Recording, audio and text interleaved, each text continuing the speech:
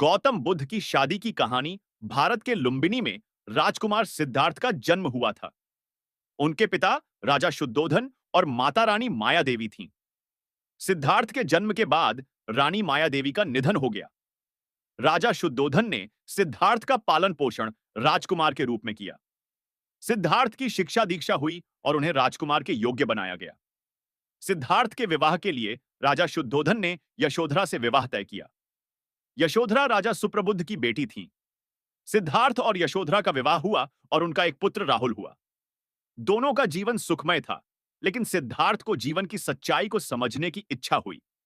उन्होंने घर छोड़ दिया और जंगल में तपस्या करने लगे। यशोधरा ने सिद्धार्थ के जाने के बाद भी उनकी प्रतीक्षा की। जब सिद्धार्थ गौतम बुद्ध बनकर लौटे, तो यशोधरा ने भी उनके पद चिन्हों पर चलते हुए भिक्षुणी का जीवन अपनाया। उनकी कहानी हमें सच्चे प्रेम, त्याग और आध्यात्मिक ज्ञान की शिक्षा देती है। गौतम बुद्ध ने यशोधरा को अपनी पहली शिष्या बनाया और उन्हें नारी जाति के अधिकार की प्रतिष्ठा दिलाई।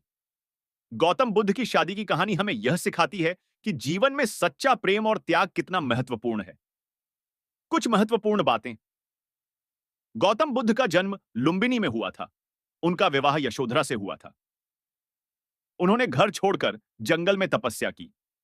यशोधरा ने भी भिक्षुणी का जीवन अपनाया। गौतम बुद्ध की शादी की कहानी जारी। यशोधरा ने अपने पुत्र राहुल को भी भिक्षु बनाया।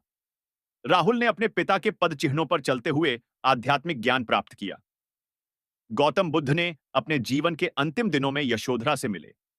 उन्होंने यशोधरा को अपने जीवन के उद्देश्य की पूर्ति की बात कही। यशोधरा ने गौतम बुद्ध के निर्वाण के बाद भी अपना जीवन आध्यात्मिक ज्ञान की प्राप्ति में समर्पित किया। उन्हें बौद्ध धर्म की पहली महिला शिष्या के रूप में सम्मानित किया गया। गौतम बुद्ध की शादी की कहानी हमें यह सिखाती है कि जीवन में सच्चा प्रेम और त्याग कितना महत्वपूर्ण है। कुछ महत्वपूर्ण शिक्षाएं। जीवन में सच्चा प्रेम और त्याग महत्वपूर्ण है। आध्यात्मिक ज्ञान प्राप्त करना जीवन का उद्देश्य है। नारी जाति के अधिकार की प्रतिष्ठा आवश्यक है। जीवन के अंतिम दिनों में भी आध्यात्मिक ज्ञान की प्राप्ति संभव है। गौतम बुद्ध ने यशोधरा को अपनी पहली शिष्या बनाया।